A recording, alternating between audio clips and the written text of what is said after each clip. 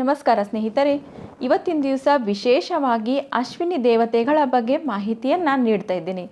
ಯಾರು ಈ ಅಶ್ವಿನಿ ದೇವತೆಗಳು, ಇವರಿಗೆ ಏಕೆ ಅಸ್ತು ಅಂತ ಹೇಳಿ ಅಂತಿರ್ತಾರೆ. ಅಸ್ತು ದೇವತೆಗಳೆಂದು ಕರೆಯಲಾಗುತ್ತಿರುವ ಅಶ್ವಿನಿ ದೇವತೆಗಳ ಬಗ್ಗೆ ನಿಮಗೆ ಈಗಾಗಲೇ ತಿಳಿದಿರಬಹುದು. ಅಕಸ್ಮಾತ್ ನಿಮಗೆ ತಿಳಿದಿಲ್ಲ ಅಂದರೆ ಈ ವಿಡಿಯೋವನ್ನು ಪೂರ್ತಿಯಾಗಿ ನೋಡಿರಿ. ಒಂದು ವೇಳೆ ಅಶ್ವಿನಿ ದೇವತೆಗಳ ಕುರಿತು ನಿಮಗೆ ತಿಳಿದೇ ಇದ್ದರೆ ಈ ವಿಡಿಯೋವನ್ನು ಪೂರ್ತಿಯಾಗಿ ಕೇಳಿರಿ. ನಿಮ್ಮ ಅನಿಸಿಕೆಯನ್ನು ಕೂಡ ನನಗೆ ತಿಳಿಸಿರಿ. ನಿಮಗೆ ಅಶ್ವಿನ ದೇವತೆಗಳು ಯಾರು, ಅವರು ಯಾವ ಸಮಯದಲ್ಲಿ ಸಂಚಾರವನ್ನು ಮಾಡ್ತಾರೆ, ಅವರ ಮಹತ್ವವೇನು ಅಂತ ಹೇಳಿ ಹೇಳ್ತಾ ಇದ್ದೀನಿ. ನಾವು ಕೆಲವೊಮ್ಮೆ ಮಾತನಾಡುತ್ತಿರುವಾಗ ಅಕಸ್ಮಾತ್ ಏನಾದರೂ ಕೆಟ್ಟದನ್ನು ಮಾತಾಡುತ್ತಿರುವಾಗ ನಮ್ಮ ಹಿರಿಯರು ನಮ್ಮನ್ನು ತಡಿತಾರೆ. ಬಿಡ್ತು ಅಂತ ಹೇಳು, ಇಲ್ಲಾಂದ್ರೆ ಒಳತನ್ನು, ಹಂಗೆ ಇನ್ನೊಂದು ಸರ್ತಿ ಅನ್ಬೇಡ. ಯಾಕಂತ ಅಂದ್ರೆ ಅಶ್ವಿನಿ ದೇವತೆಗಳು ಅಸ್ತು ಅಸ್ತು ಅಂತ ಅಂತಿರ್ತಾರೆ. ಅದಕ್ಕಾಗಿ ನೀ ಹಂಗೆ ಕೆಟ್ಟ ಮಾತಾಡಬೇಡ ಅಂತೇಳಿ ಹೇಳೋದನ್ನು ನಾವು ಕೇಳಿರ್ತೀವಿ. ಅಕಸ್ಮಾತ್ ನಮ್ಮ ಹಿರಿಯರು ಕೇಳುವ ಪ್ರಕಾರ ನಾವು ಕೆಟ್ಟ ಮಾತುಗಳನ್ನು ಆಡುವಾಗ ಮಾತ್ರ ಅಶ್ವಿನಿ ದೇವತೆಗಳು ಅಥವಾ ಅಸ್ತು ದೇವತೆಗಳು ಎಂದರೆ ಖಂಡಿತ ಅವರು ಅಂದರೆ ಅಸ್ತು ಅಂತಿರ್ತಾರೆ, ಇದನ್ನು ಇನ್ನೊಮ್ಮೆ ಅನ್ಬೇಡ ಅಂಥೇಳಿ ನಮ್ಗೆ ಬುದ್ಧಿವಾದವನ್ನು ಹೇಳಿದರೂ ಕೂಡ ನಾವು ಕೇಳಿರ್ತೀವಿ. ಈ ಕಾರಣಕ್ಕಾಗಿ ಅವರು ಕೆಡುಕುಂಟು ಮಾಡುವ ಮಾತುಗಳನ್ನು ಆಡುವಾಗ ಬಿಡ್ತು ಎಂದು ಹೇಳುವ ಅಂತ ಹೇಳಿ ಒತ್ತಾಯವನ್ನು ಮಾಡ್ತಾ ಇರ್ತಾರೆ. ಹಾಗಾದರೆ ಈ ಅಸ್ತು ದೇವತೆಗಳು ಯಾರು? ಅವರು ಅಸ್ತು ಅಂದಾಕ್ಷಣ ನಾವು ಆಡಿದ ಮಾತುಗಳೆಲ್ಲವೂ ನಿಜವಾಗ್ತದೆ ಈ ಅಂದರೆ ಪ್ರಶ್ನೆಯನ್ನು ನಮಗೆ ಮೂಡಿರ್ತದೆ. ಅದಕ್ಕೆ ಉತ್ತರವನ್ನು ಹೇಳ್ತೀನಿ ನೋಡ್ರಿ. ಮೊದಲನೇದಾಗಿ ಅಶ್ವಿನಿ ದೇವತೆಗಳು ಅಂದರೆ ಯಾರು ಅಂದರೆ, ಅಶ್ವಿನಿ ದೇವತೆಗಳು ಅಂದರೆ ಸೂರ್ಯಪುತ್ರರು ಅಂತ ಇಲ್ಲಿ ಹೇಳ್ತಾರೆ. ಭಗವಾನ್ ಸೂರ್ಯದೇವನಿಗೆ ಮತ್ತು ಸಂಧ್ಯಾದೇವಿಗೆ ಜನಿಸಿದ ಅವಳಿ ಮಕ್ಕಳು ಇವರು. ಅದೃಷ್ಟದ ಮಕ್ಕಳು, ಅದೃಷ್ಟದ ದೇವತೆಗಳು ಅಂತ ಅಸ್ತು ಅಸ್ತು ಎಂದು ಸದಾ ಪಠಿಸುವ ದೇವರು. ಇವರನ್ನು ಅಶ್ವಿನಿ ಕುಮಾರರೆಂದು, ದೇವತೆಗಳ ವೈದ್ಯರೆಂದು ಪರಿಗಣಿಸಲಾಗುತ್ತದೆ. ಅಶ್ವಿನಿ ದೇವತೆಗಳ ರೂಪವೇ ವಿಚಿತ್ರ. ಯಾಕೆಂದರೆ ಈ ಅವಳಿ ಅಶ್ವಿನಿ ಕುಮಾರರೆಂದು ದೇಹ ಮಾನವ ದೇಹವಾದರೆ ಮುಖ ಮಾತ್ರ ಕುದುರೆ ಮುಖ ಆಗಿರ್ತದೆ. ಆದರೂ ನೋಡಲು ಅತ್ಯಂತ ಆಕರ್ಷಕರೂ ಆಗಿರ್ತಾರೆ.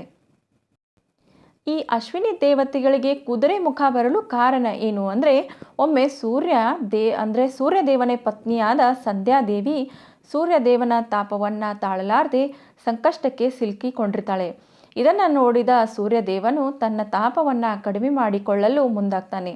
ಆಗ ಸಂಧ್ಯಾದೇವಿಯು, ಸೂರ್ಯದೇವನು ನನಗಾಗಿ ತನ್ನ ತಾಪವನ್ನು ಇನ್ನೂ ಕಡಿಮೆ ಮಾಡಿಕೊಂಡರೆ ಜಗತ್ತಿನಲ್ಲಿರುವ ಎಲ್ಲ ಜೀವರಾಶಿಗಳಿಗೆ ಅಪಾರ ಕಷ್ಟಗಳು ಉಂಟಾಗುತ್ತವೆ ಎಂದು ಯೋಚನೆಯನ್ನು ಮಾಡ್ತಾರೆ. ಹಿಮಾಲಯ ಪರ್ವತದತ್ತ ಸ್ವಲ್ಪ ವಿಶ್ರಾಂತಿಯನ್ನು ಪಡೆದುಕೊಳ್ಳಲು ಹೋಗ್ತಾಳೆ.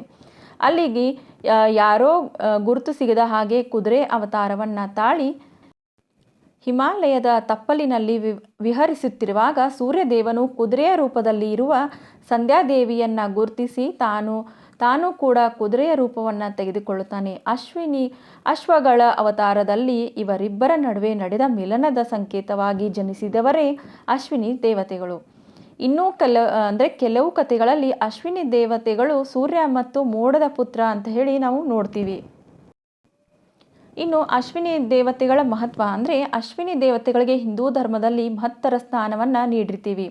ಮುಸ್ಸಂಜೆ ಸಮಯವನ್ನು ಅಂದರೆ ಸೂರ್ಯ ಮುಳುಗೋದಕ್ಕಿಂತ ಮೊದಲು 24 ನಿಮಿಷಗಳನ್ನು ಅಶ್ವಿನಿ ದೇವತೆಗಳ ಸಮಯ ಅಂತ ಹೇಳಿ ಕರಿತೀವಿ.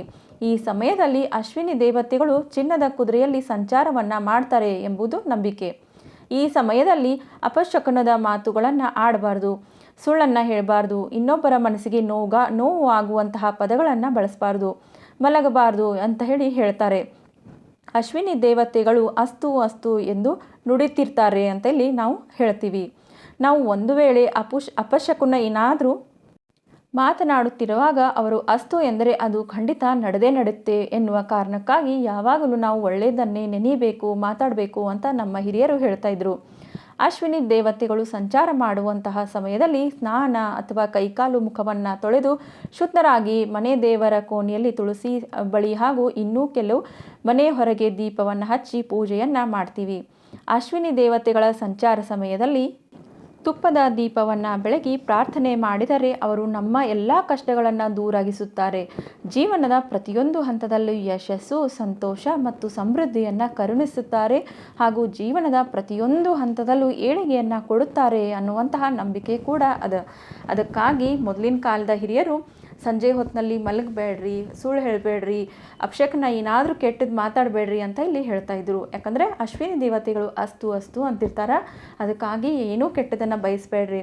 ಅಂದರೆ ಸಾಯಂಕಾಲ ಸೂರ್ಯೋದಯ ಮುಳುಗೋಕ್ಕಿಂತ ಮುಂಚೆ 24 ನಿಮಿಷಗಳ ಏನು ಮೊದಲಿರ್ತದಲ್ಲ, ಅದು ಅಶ್ವಿನಿ ದೇವತೆಗಳ ಸಮಯ ಆಗಿರ್ತದ.